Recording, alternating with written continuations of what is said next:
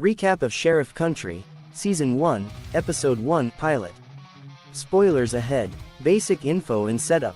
The show is a spin-off of Fire Country, created by Matt Lopez for CBS, and stars Morena Baccarin as Mickey Fox. The episode premiered on October 17, 2025. Mickey Fox is serving as interim sheriff of Edgewater, small California town, while also dealing with personal, family complications. Recap plot summary. Opening and introduction. We meet Mickey Fox, a law enforcement officer who has stepped up into the role of interim sheriff after the prior sheriff died. She is challenged not just by crime, but by the town's skepticism, political pressure. She's running for the role full-time, a daughter with addiction issues, and a father with a criminal past. Case of the week. Food theft, right-pointing arrow, child abuse. A series of break-ins, burglaries in an upscale neighborhood catches the town's attention. The stolen goods turn out to be food from pantries, seemingly minor crime.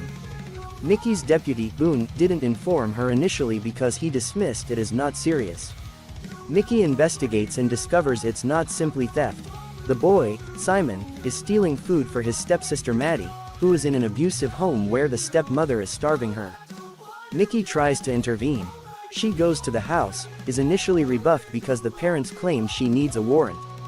She ultimately gets legal cover and the children are rescued. The parents attempt to escape in a car with the kids, leading to a cliffside standoff. Mickey and her team manage to prevent tragedy. Personal and family subplots. Mickey's daughter Sky has recently become sober.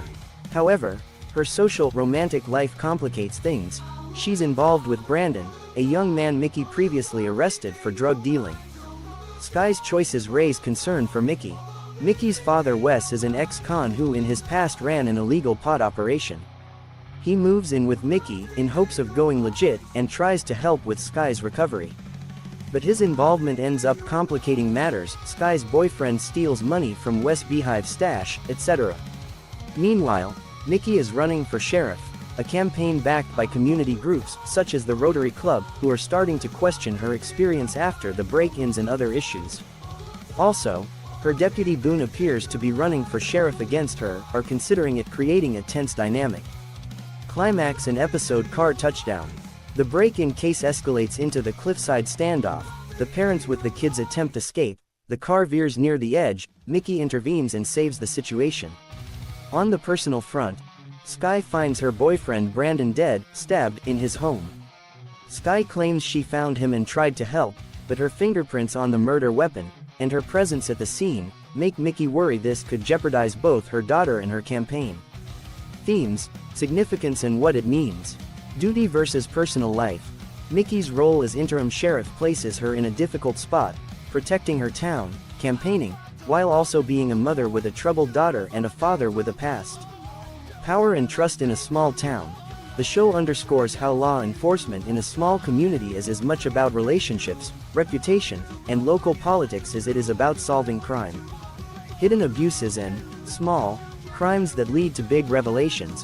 What starts as just food stolen from a pantry turns into child abuse rescue and a high-stakes crisis. Family legacy and cycles of trouble. Mickey's father was involved in crime. Her daughter struggles with addiction. Mickey is trying to break those cycles. Ambition and its cost. Mickey's campaign for sheriff looms in the background and the episode suggests that her daughter's incident could threaten everything she's built. If you enjoyed this recap, subscribe to my YouTube channel for more recaps like this. A blood-stained knife. A mother who's also the sheriff. And one impossible question: what would you do if your daughter looked guilty of murder? That's how episode 2 of Sheriff Country opens, and it doesn't slow down for a second. Sheriff Mickey Fox, Morena Baccarin, is still finding her footing in Edgewater County. Crime's rising, trust is thin, and her daughter Sky has just clawed her way out of rehab. But life outside recovery quickly gets darker. Sky goes to visit her boyfriend Brandon, one last time before he's supposed to head back into treatment. She opens the door, and he's dead. Blood everywhere, knife missing, her fingerprints, all over it. But it's the next move that makes everything suspicious.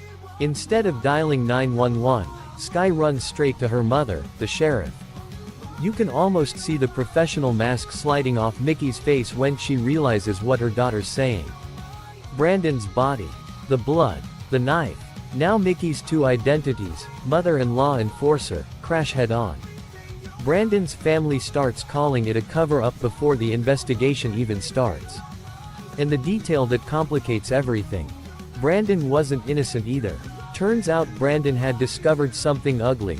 Sky's grandfather, Wes Fox, had stashed hidden cash inside old beehives behind the family house. Brandon tried to steal it. Got stung, literally and figuratively. So now there's blood, betrayal, addiction, and old money, all tracing back to the Fox family.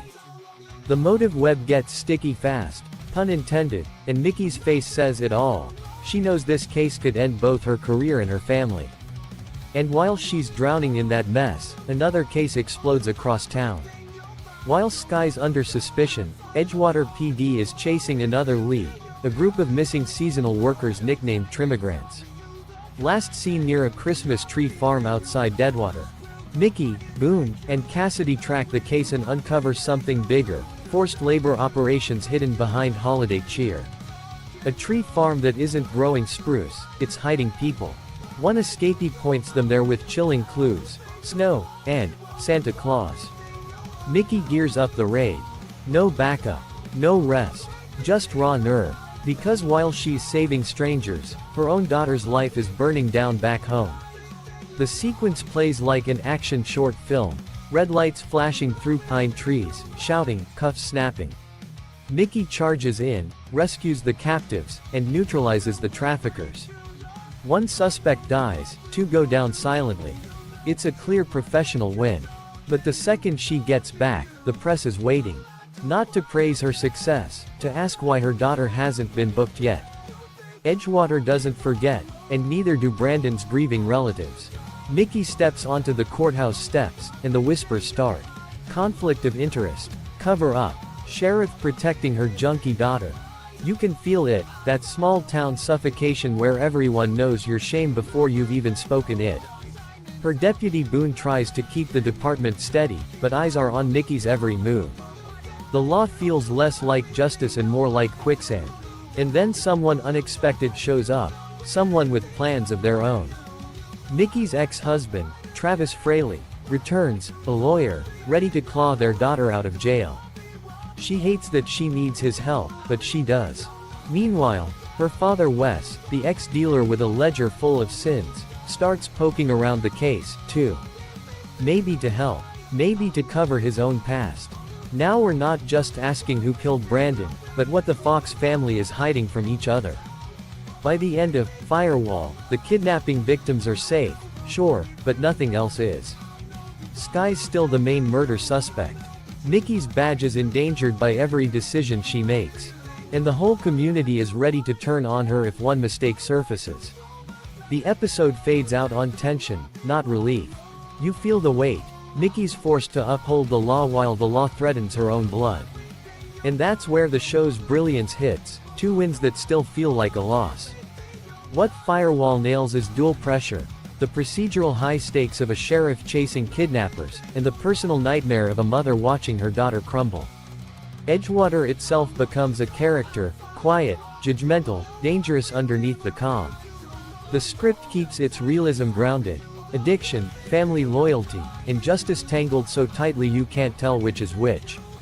The question now isn't who killed Brandon, it's how far Mickey will go before she breaks. Because every firewall fails eventually. Subscribe to my YouTube channel or follow so you don't miss what happens in episode 3, when Edgewater learns what protect and serve really costs.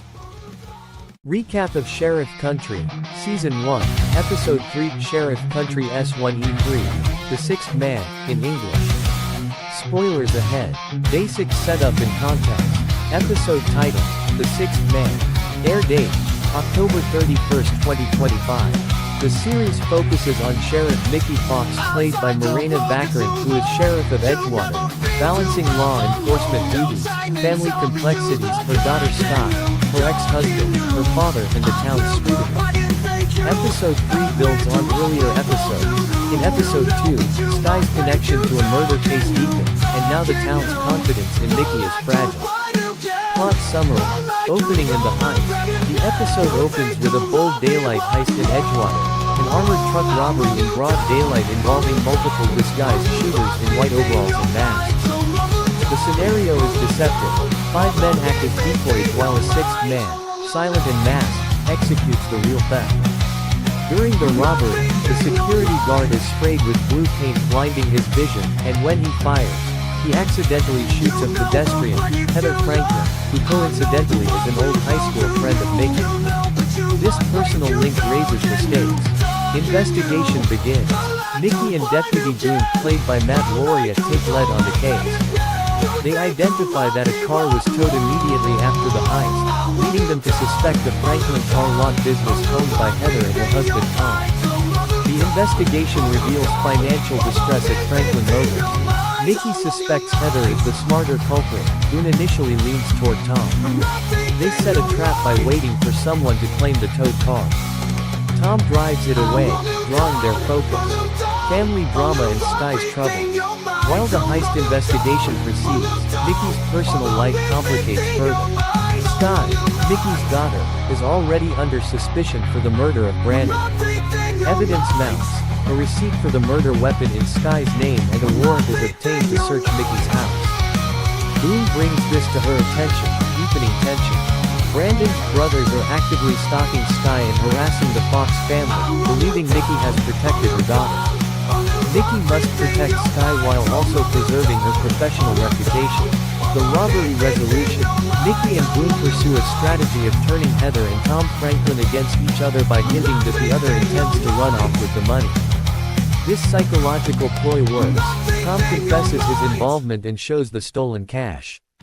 Both he and Heather are arrested for the heist. The felon initially detained for the case is revealed to be not a felon at all but a DEA official who happens to be dating Mickey, another personal complication for her. The warrant and emotional fallout. The execution of a search warrant for Mickey's residence intensifies the personal-professional conflict. Boone is legally staking out Mickey's home, discovering the knife receipt tied to Sky. The atmosphere in the station and town shifts. People are doubting Mickey's impartiality. The episode ends with Mickey juggling the triumph of solving a high-profile crime and the crisis of her daughter's legal entanglement. The town's trust remains unsettled. Themes and key observations. Leadership under scrutiny. Mickey's leadership is not just about solving crimes, it's about maintaining public faith while managing personal stakes. Her gender, her family ties and past reputation all factor into how she's perceived. Dual identities and conflict of interest. The role of sheriff versus mother is a constant tension. When investigations touch her daughter, her objectivity is questioned. Small town dynamics. Edgewater shows how gossip, history, social connections and reputation matter. An armored truck robbery is still personal when the victim is your high school peer. Manipulation of evidence and psychology. The 6th man robbery plan shows sophisticated crime. Mickey and Boone use psychological tactics rather than brute force, turning suspects against each other. Legacy of past mistakes. Sky's past addiction, relationship with Brandon, and now the murder investigation create ripple effects that threaten Mickey's career and family. My take, summary thoughts. Episode 3 of Sheriff Country is a strong mix of procedural and character drama. The heist provides a compelling weekly case, but the real hook remains Mickey's journey, balancing duty, motherhood, public expectation and personal guilt. The writing ensures the viewer cares about the crime and about what the crime means for the Fox family. The 6th man motif works both as the mystery of the robbery and as a metaphor for hidden forces in Mickey's life, untold secrets, untrusted relationships, the unseen suspect in her own home. Recap of Sheriff Country, Season 1, Episode 4, Out of Office, in English. Major spoilers ahead. Basic setup and context. Episode title, Out of Office. Air date, November 7, 2025, on CBS. Key characters. Mickey Fox Morena Baccarin, Sheriff of Edgewater, juggling her duties and protecting her family. Sky Fraley, Mickey's daughter, newly sober, whose past and associations keep causing trouble. Travis Fraley, Sky's father and Mickey's ex-husband. Nathan Boone, Matt Laureate deputy who remains loyal to Mickey even as the department shifts. Alec Dawson, undercover DEA agent and Mickey's romantic interest, whose cover is at risk. At this point in the series, Mickey is already under pressure. Her daughter is a suspect in a murder of Brandon, the town's trust is shaky, and the department's politics are complicated. Episode 4 escalates everything. Recap plot summary. Opening and the turning point. The episode opens with Sky's confession. She admits she purchased the knife used in Brandon's murder, just as the warrant to search the Fraley Fox home is executed. The district attorney swoops in, takes over the investigation, and removes Mickey's department from the case. Mickey is suspended or placed on administrative leave as sheriff and forced to step down. Mickey's off-the-books investigation. Refusing to be sidelined, Mickey uses her paid leave to launch a private investigation into Brandon's death. She begins by visiting Brandon's mother, learning that Brandon had been acting strangely and had distanced himself from friends. A key clue, a hidden burner phone in Brandon's car with Sky's cousin Ricky's number on it. Knowing conventional channels won't help, Mickey digs into the evidence locker and obtains clues tied to a drug network. She eventually locates the real murderer, a violent dealer named Adrian Smith. In a tense confrontation, Mickey fights Smith alone, Daredevil style. When the fight turns deadly, Alec Dawson breaks cover, intervenes, and shoots Smith to save Mickey. Interpersonal fallout and loyalty tests. Meanwhile, the department is in upheaval. Boone catches Mickey sneaking into the evidence room. Instead of arresting her, he quietly supports her mission, demonstrating his loyalty. Travis Fraley visits Sky, bringing clothes and offering help. Their conversation reveals the fractured family dynamic and how much Mickey often keeps to herself. Sky, now with the lyric book of Brandon returned to his mother as a peace offering, is reluctantly drawn into the case's resolution and the truth about her cousin Ricky's involvement. Climax and aftermath. With Smith dead and the murder weapon found in his possession, the case begins to shift. Sky's charges are dropped or at least the DA's case weakens. Mickey is vindicated, though not officially reinstated. The episode ends with a moment of uneasy calm. Mickey returns to work, but the damage done to trust in her and from her remains. Alec's cover is blown, Boone contemplates leaving, and the Fox Fraley family remains fragile. Themes and key observations. Duty versus family. Mickey must choose between her role as sheriff and her role as mother. Her stepping down is symbolic of that struggle. Justice through the system versus outside it. The institutional investigation fails. Mickey's off-the-books work delivers results, questioning how justice is achieved. Secrets and lies. Sky's hidden connection, knife purchase, cousin Ricky's involvement underpins much of the conflict. Loyalty and betrayal. Boone's silent support of Mickey contrasts the DA's betrayal of her department. Family members alternate between protecting and sabotaging. Empowerment and consequence. Mickey exerts more power than ever, but the cost, professional, personal, physical, is high. Might take summary thoughts. Episode 4 is a pivotal turning point. It transforms the series from a small-town sheriff solves crimes format into something deeper and darker, a personal vendetta, a mother's mission, and institutional corruption. For Mickey, it's both her lowest point, suspended, sidelined, and the beginning of a new kind of power taking charge of her daughter's case.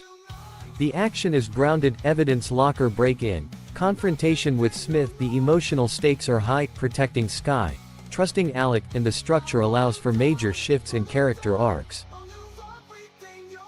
Recap of Sheriff Country, Season 1, Episode 5, titled Expecting Trouble.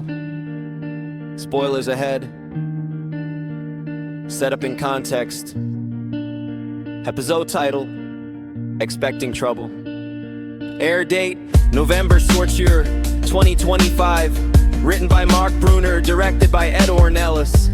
The episode pushes Sheriff Mickey Fox, Amarin Matter Bakar, and a Deputy Boone into a dangerous mission, protecting a pregnant witness named Valerie Val Fulton, who is believed to be targeted by a hitman. Meanwhile, Back at the Edgewater Sheriff's Office, Cassidy steps up under pressure during a chaotic shift, dealing with personal crises from citizens. Plot summary: the dangerous transport. The episode begins with a dramatic turn. U.S. Marshals are supposed to transport Val Fulton out of Edgewater, but their vehicle is destroyed by an explosion. Val survives, but it's clear that whoever attacked them is determined. With the Marshals out of commission, Mickey and Boone are assigned to escort Val to San Francisco, where she's set to testify against Amir Baz. Val is deeply scared, not just because of the danger, but also because she's pregnant. Her vulnerability raises the emotional stakes. As they drive, Mickey and Boone realize they're being tailed by a hitman at a rest stop. When Val steps out for the bathroom, things escalate. The hitman opens fire. Mickey reacts quickly, protecting Val and engage her in a dangerous confrontation. Using Val's illegal burner phone, Mickey and Boone set a trap. They lure the assassin to a motel and manage to capture him alive. At the end of the mission, they safely hand Val over to the authorities for her to testify. Tensions at the station, Cassidy in command. While Mickey and Boone are on the road, Cassidy handles a very turbulent shift at the station.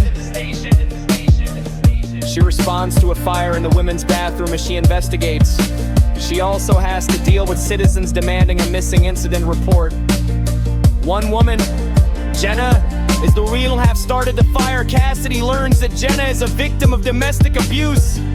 The fire was a desperate act. Cassidy shows compassion and strength. She helps Jenna navigate her crisis and offers to support her, proving she's a capable and caring law enforcement officer. Character beats are the nations. During a transport mission, Boone apologizes to Mickey. There's a sense that he's been pushing for changes, or maybe his own ambitions, and recognizing flaws in his decisions.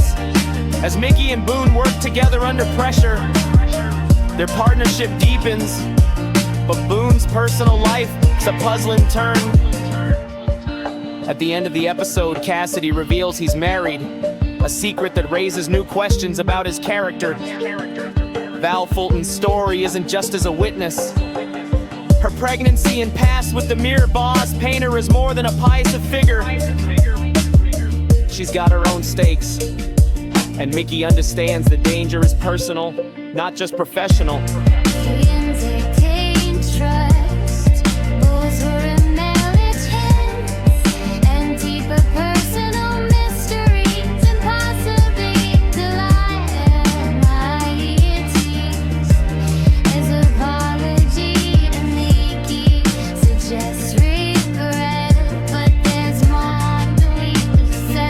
Sacrifice and duty. Mickey's dedication to the job is clear. This isn't just a case. It's about saving a life and preserving justice. My take's night.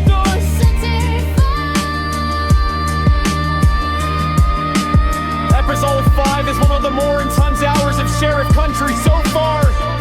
It combines a high-stakes and storyline with deep emotional character work.